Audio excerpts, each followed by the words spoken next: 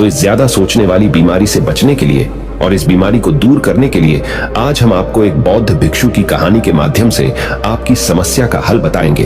तो आज के इस कहानी को पूरा देखें ताकि आप भी इस कहानी को सुनने के बाद आपकी समस्या से छुटकारा पा सके।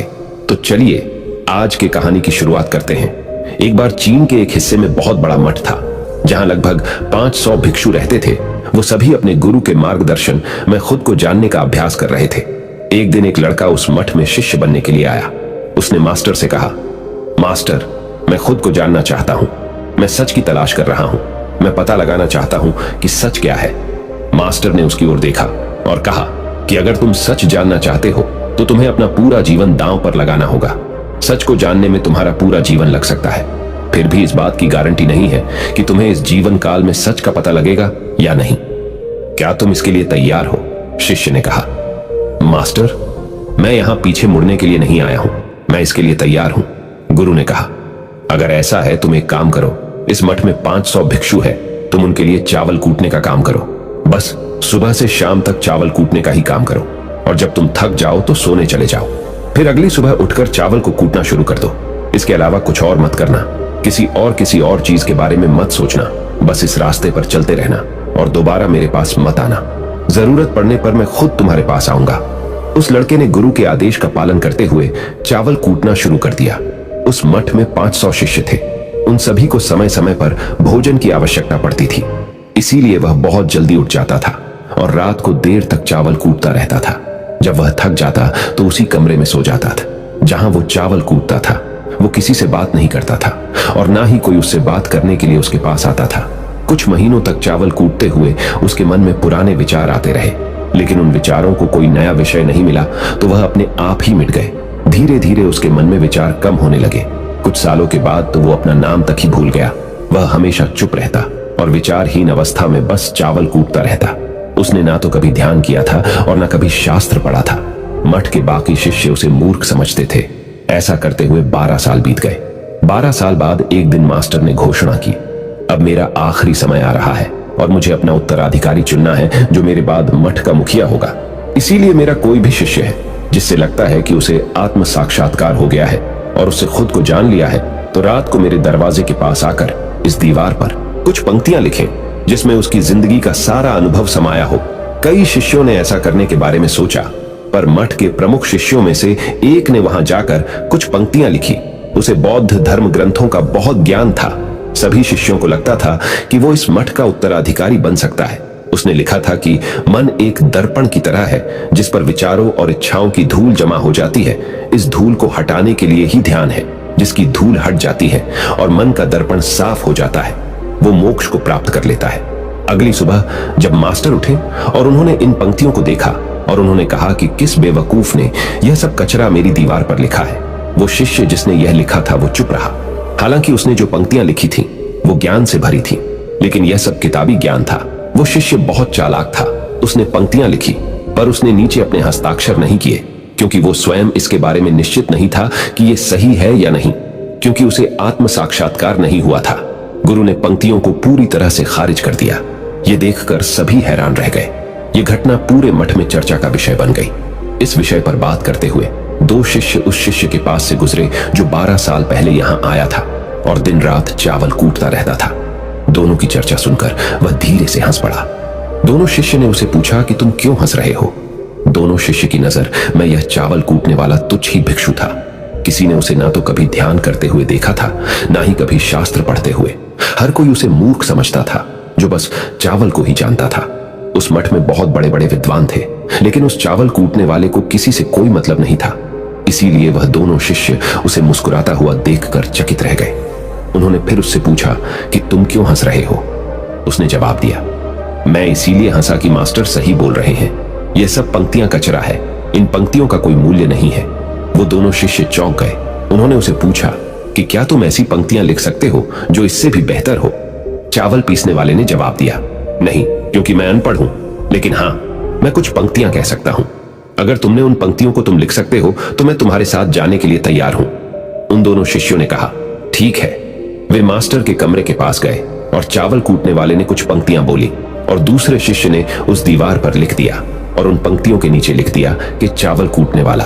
उन्हें लगा कि मास्टर इस पर भी गुस्सा करेंगे जो पंक्तियों उसने लिखने के लिए कहा था बहुत अद्भुत थी, और वो पंक्तियां थी, मन तो बस एक का भ्रम है ना, तो मन है, ना ही मन का कोई दर्पण है, और जब मन ही नहीं है तो धूल कहां ठहरेगी।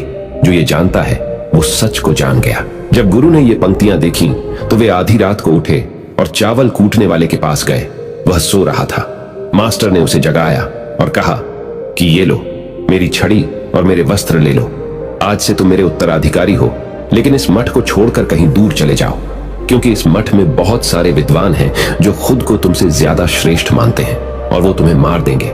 वो इस बात को बर्दाश्त नहीं कर सकते कि एक साधारण सा चावल कूटने वाला उनसे ज्यादा विद्वान निकला। तुम्हें वह सारा ज्ञान हो गया है जो मुझे है। तुम्हें यह सारा ज्ञान चावल कूटते कूटते हुआ है, और मुझे पता है कि तुम जहां भी जाओगे लोग तुम्हारे पास आने लगेंगे, क्योंकि जब कोई फूल खिलता है तो उसकी महक हर तरफ फैलने लगती है। उसने अपने गुरु के पैर छुए और रात को ही वहां से चला गया। अगर हम अपनी जिंदगी में देखें तो पाएंगे बहुत से लोग सोचते हैं कि ध्यान केवल एक ही जगह बैठकर आंखें बंद कर कर ही किया जा सकता है, लेकिन हकीकत में ऐसा नहीं है। ध्यान तो चलते चलते भी किया जा सकता है, अपना कुछ काम करते हुए भी ध्यान किया जा सकता है। असल में ध्यान का मतलब यह है कि आप जो भी काम कर रहे हैं उसे अपनी शिद्दत से करें कि आपको आपके शरीर का ख्याल भी ना रहे। बिल्कुल उस चावल पीसने वाले की तरह जो चावल कूटने में इतना मग्न हो गया कि उसको खुद का कोई ख्याल ही नहीं रहा। उसने चावल कूटते हुए ही उसने आत्म साक्षात्कार प्राप्त कर लिया। हर समय वर्तमान में रहना और कुछ नहीं सोचना। मन तब तक ही है जब तक विचार है। जब विचार ही नहीं रहेंगे तो मन भी गायब हो जाएगा। जब मन ही नहीं रहेगा तभी तुम अपने आप को अच्छे से जान पाओगे। असल में हमें अपने वास्तविक रूप को जानने के लिए कोई अन्य साधना करने की आवश्यकता नहीं है। हम जो कुछ भी कर रहे हैं बस उसमें हमें पूरी तरह से खो जाने की जरूरत है। अपने काम में इस कदर से लीन हो जाओ कि आपका काम भी ध्यान बन जाए। ज्यादा सोचने वाले लोगों के लिए दूसरी रहस्यमयी कहानी अब हम आपको बताएंगे, तो चलिए कहानी की शुरुआत करते हैं।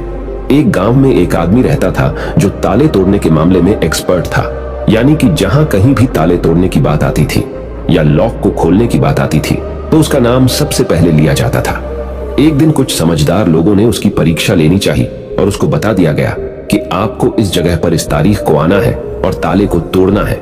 जब वह समय के अनुसार तय दिनांक को वहां पहुंच गया तो उसको प्रतियोगिता के नियम समझा दिए गए। आपको एक बॉक्स में बिठा दिया जाएगा और उस बॉक्स को पानी में उतार दिया जाएगा।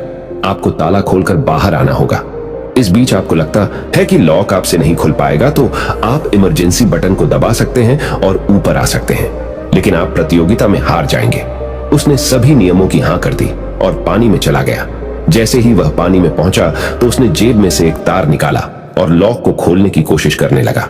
4 से 5 बार कोशिश करने के बाद वह बार बार विफल हो रहा था, लेकिन उससे लॉक नहीं खुल रहा था। अब ज्यादा समय तक पानी में रहना उसके लिए और भी मुश्किल था, क्योंकि सांस रोकना आसान नहीं था। फाइनली उसने अपना पूरा दिमाग लगाया और एक बार अंतिम प्रयास किया। वह विफल हुआ और उसने इमरजेंसी बटन दबा दिया। धीरे धीरे ऊपर आने लगा। पानी के ऊपर आए बॉक्स को बाहर निकाला गया और हल्का सा धक्का देकर खोला गया। वह अचंभित हो गया कि एक बार भी मेरे दिमाग में यह ख्याल क्यों नहीं आया कि मैं इसको धक्का देकर खोलूं। हो सकता है कि ये लॉक ही ना हो। तो यही होता है, जब हम भी बहुत ज्यादा सोचते हैं तो इसका खामियाजा हमें भुगतना पड़ता है। कभी कभी ना सोचने से भी जवाब मिल जाता है। इसलिए किसी ने कहा है कि जो कुछ नहीं करते वह कमाल करते हैं। जी हाँ दोस्तों, यह बात बिल्कुल सही है। कभी कभी दिमाग को जब हम शांत रखते हैं और ठंडे दिमाग से सोचने की कोशिश करते हैं तो हमें बेहतर समाधान मिल जाता है। अब हम आपको बताएंगे कि ज्यादा सोचने की यह बीमारी के मुख्य कारण क्या है, जिससे आपको ज्यादा सोचने की बीमारी हो जाती है।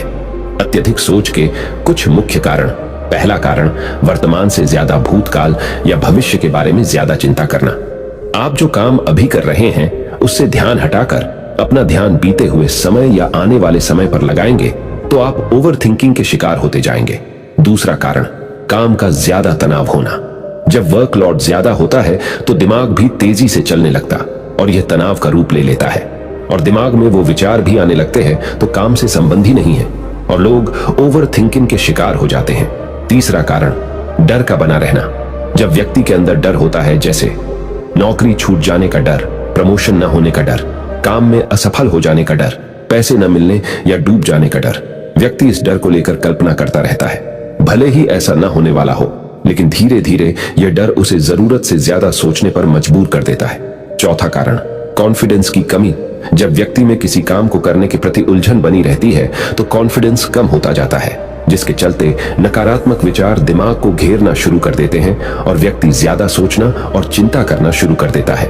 पांचवा कारण, चीजों के बारे में सकारात्मक से ज्यादा नकारात्मक विचार।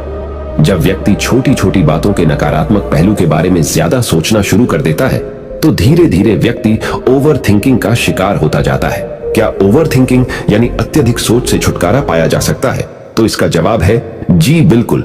ओवर थिंकिंग यानी अत्यधिक सोच से छुटकारा पाया जा सकता है, हालांकि थोड़ा समय लग सकता है, लेकिन यदि आप नीचे दिए स्टेप्स को फॉलो करते हैं तो आप ओवर थिंकिंग की प्रॉब्लम से यकीनन छुटकारा पा सकते हैं। तो आइए जानते हैं कि ओवर थिंकिंग की समस्या से छुटकारा कैसे पाएं।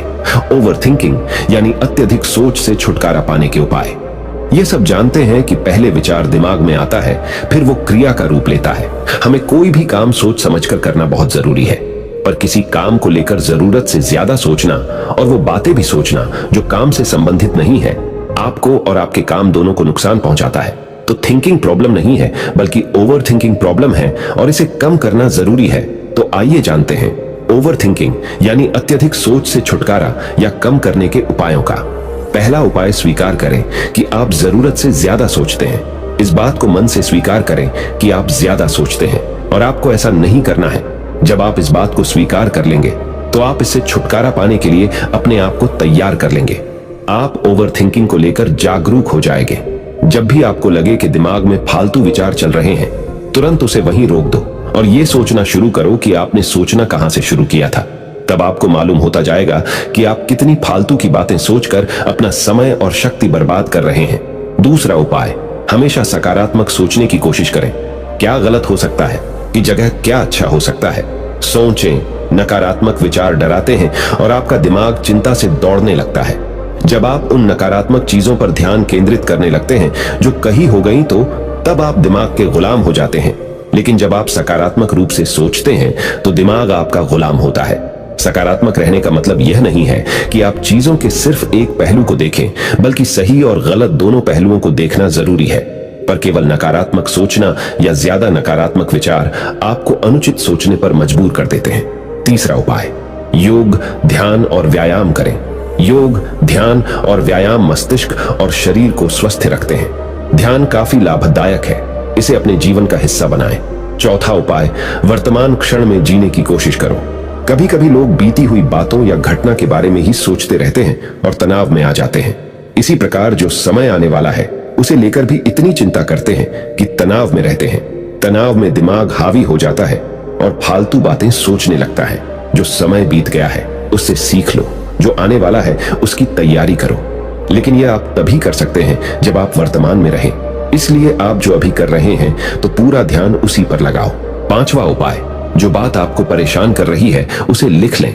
आपके सोचने के तरीके और आपके महसूस करने के तरीके के बीच एक मजबूत संबंध है। आपके सोचने का तरीका आपकी भावनात्मक स्थिति को प्रभावित करता है और आपकी भावनात्मक स्थिति आपके सोचने के तरीके को प्रभावित करती है। तो जो बात आपको परेशान कर रही है उसे लिख लें। अब उस बात के बारे में यह लिखें कि यह आपको क्यों परेशान कर रही है। अब अपने आप से प्रश्न करें कि क्या इस समस्या का हल परेशान रहना है। यदि नहीं तो उसका हल ढूंढे, और यही इसका कोई हल नहीं है तो परेशान रहने और सोचते रहने से क्या होगा। जब धीरे धीरे आप ऐसे करेंगे तो इस चीज की आपको आदत पड़ी ढहती जाएगी और आप अनावश्यक सोचना बंद कर देंगे। छठा उपाय, अपनी भावनाओं का नियंत्रण रखो।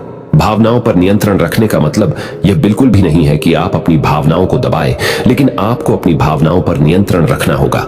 जब आप अपनी भावनाओं पर नियंत्रण रखते हैं तो हकीकत को देख पाते हैं।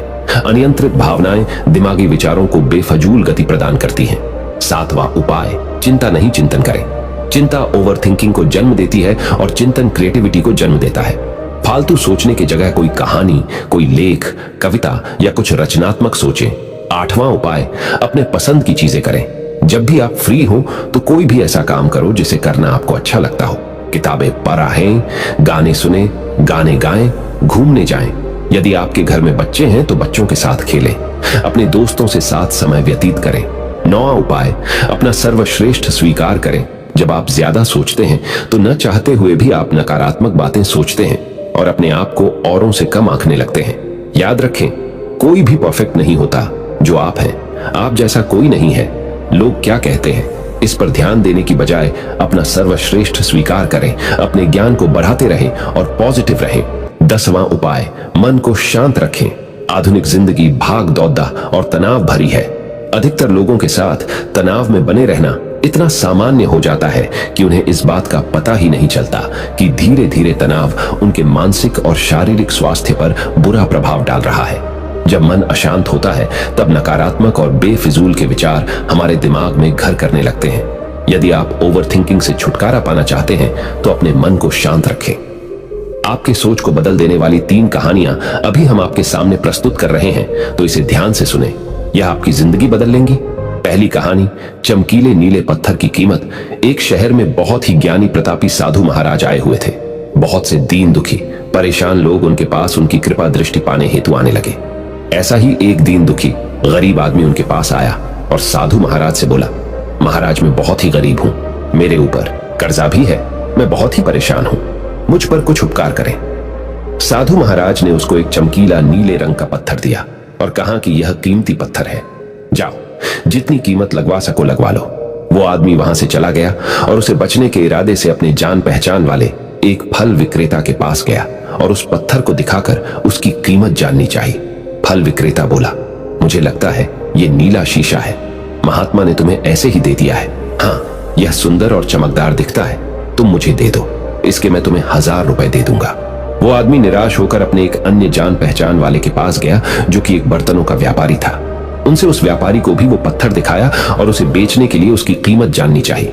बर्तनों का व्यापारी बोला, यह पत्थर कोई विशेष रत्न है, मैं इसके तुम्हें 10,000 रुपए दे दूंगा। वह आदमी सोचने लगा कि इसकी कीमत और भी अधिक होगी और यह सोच वो वहां से चला आया। उस आदमी ने इस पत्थर को अब एक सुनार को दिखाया। सुनार ने उस पत्थर को ध्यान से देखा और बोला, यह काफी कीमती है, इसके मैं तुम्हें 1 लाख रुपये दे दूंगा। वो आदमी अब समझ गया था कि यह बहुत अमूल्य है। उसने सोचा, क्यों ना मैं इसे हीरे के व्यापारी को दिखाऊं। यह सोच वो शहर के सबसे बड़े हीरे के व्यापारी के पास गया। उस हीरे के व्यापारी ने जब वो पत्थर देखा तो देखता रह गया। चौंकने वाले भाव उसके चेहरे पर दिखने लगे। उसने उस पत्थर को माथे से लगाया और पूछा, तुम यह कहां से लाए हो? यह तो अमूल्य है, यदि मैं अपनी पूरी संपत्ति बेच दूं तो भी इसकी कीमत नहीं चुका सकता। तो इस कहानी से हमें यह सीख मिलती है, हम अपने आप को कैसे आंकते हैं। क्या हम वो हैं जो राय दूसरे हमारे बारे में बनाते हैं? आपकी लाइफ अमूल्य है, आपके जीवन का कोई मोल नहीं लगा सकता। आप वो कर सकते हैं जो आप अपने बारे में सोचते हैं। कभी भी दूसरों के नेगेटिव कमेंट से अपने आप को कम मत आंकिए। दूसरी कहानी, मेंढकों की टोली। एक मेंढकों की टोली जंगल के रास्ते से जा रही थी। अचानक 2 मेंढक एक गहरे गड्ढे में गिर गए। जब दूसरे मेंढकों ने देखा कि गड्ढा बहुत गहरा है तो ऊपर खड़े थे सभी मेंढक चिल्लाने लगे, तुम दोनों इस गड्ढे से नहीं निकल सकते, गड्ढा बहुत गहरा है, तुम दोनों इसमें से निकलने की उम्मीद छोड़ ढहा दो। उन दोनों मेंढकों ने शायद ऊपर खड़े मेंढकों की बात नहीं सुनी और गड्ढे से निकलने के लिए लगातार वो उछलते रहे। बाहर खड़े ही मेंढक लगातार कहते रहे, तुम दोनों बेकार में मेहनत कर रहे हो, तुम्हें हार मान लेनी चाहिए, तुम दोनों को हार मान लेनी चाहिए, तुम नहीं निकल सकते। गड्ढे में गिरे दोनों मेंढकों में से एक मेंढक ने ऊपर खड़े मेंढकों की बात सुन ली और उछलना छोड़ कर वो निराश होकर एक कोने में बैठ गया। दूसरे मेंढक ने प्रयास जारी रखा, वो उछलता रहा जितना वो उछल सकता था। बाहर खड्डे सभी मेंढक लगातार कह रहे थे कि तुम्हें हार मान लेनी चाहिए, पर वो मेंढक शायद उनकी बात नहीं सुन पा रहा था और उछलता रहा और काफी कोशिशों के बाद वो बाहर आ गया। दूसरे मेंढकों ने कहा, क्या तुमने हमारी बात नहीं सुनी? उस मेंढक ने इशारा करके बताया कि वो उनकी बात नहीं सुन सकता क्योंकि वो बहरा है, सुन नहीं सकता, इसलिए वो किसी की भी बात नहीं सुन पाया। वो तो यह सोच रहा था कि सभी उसका उत्साह बढ़ा रहे हैं। इस कहानी से हमें यह सीख मिलती है कि 1, जब भी हम बोलते हैं उनका प्रभाव लोगों पर पेड़ दिखाता है, इसलिए हमेशा सकारात्मक बोलें। 2, लोग चाहें जो भी कहें, आप अपने आप पर पूरा विश्वास रखें और सकारात्मक सोचें। 3, कार्य रही मेहनत, अपने ऊपर विश्वास और सकारात्मक सोच से ही हमें सफलता मिलती है। तीसरी कहानी, चील और मुर्गी। एक जंगल में बरगद का पेड़ था। उस पेड़ के ऊपर एक चील घोंसला बनाकर रहती थी जहां उसने अंडे दे रखे थे। उसी पेड़ के नीचे एक जंगली मुर्गी ने भी अंडे दे रखे थे। एक दिन उस चील के अंडों में से एक अंडा नीचे गिरा और मुर्गी के अंडों में जाकर मिल गया। समय बीता, अंडा फूटा और चील का बच्चा उस अंडे से निकला और वह यह सोचते बड़ा हुआ कि वो एक मुर्गी है। वो मुर्गी के बाकी बच्चों के साथ बढ़ा हुआ। वह उन्हीं कामों को करता जिन्हें एक मुर्गी करती है। वो मुर्गी की तरह ही कुड्ड कुड्डाता, जमीन खोद कर दाने चुगता और वो इतना ही ऊंचा उदर डाह पाता जितना कि एक मुर्गी उदर डाहती है। एक दिन उसने आसमान में एक चील को देखा जो बड़ी शान से उदर डाह रही थी। उसने अपनी मुर्गी मां से पूछा कि उस चिड़िया का क्या नाम है जो इतना ऊंचा बड़ी शान से उदर डाह रही है। मुर्गी ने जवाब दिया, वह एक चील है। फिर चील के बच्चे ने पूछा, मां मैं इतना ऊंचा क्यों नहीं उड़ पाता? मुर्गी बोली, तुम इतना ऊंचा नहीं उड़ सकते क्योंकि तुम एक मुर्गे हो। उसने मुर्गी की बात मान ली और मुर्गे की जिंदगी जीता हुआ एक दिन मर गया। इस कहानी से हमें यह सीख मिलती है कि जो भी हम सोचते हैं या कुछ नया करने की कोशिश करते हैं तो दूसरे हमें यह कहकर रोकते हैं कि तुम ऐसा नहीं कर सकते, ऐसा नहीं हो सकता, और हम अपना इरादा यह सोचकर बदल लेते हैं कि वाकई मैं यह नहीं कर सकता और हार मान लेते हैं। इसका मुख्य कारण है अपने ऊपर भरोसा न होना, अपनी शक्तियों पर भरोसा न होना, अपने काम पर भरोसा न होना। दोस्तों, जो लोग कहते हैं कहने दीजिए, लोगों का काम है कहना। अपने आप पर भरोसा रखें, अपने आप को पहचानें। दोस्तों, अगर जीत निश्चित हो तो कायर भी LDDH जाते हैं। बहादुर वो कहलाते हैं जो हार निश्चित हो फिर भी मैदान नहीं छोड़ डाहते।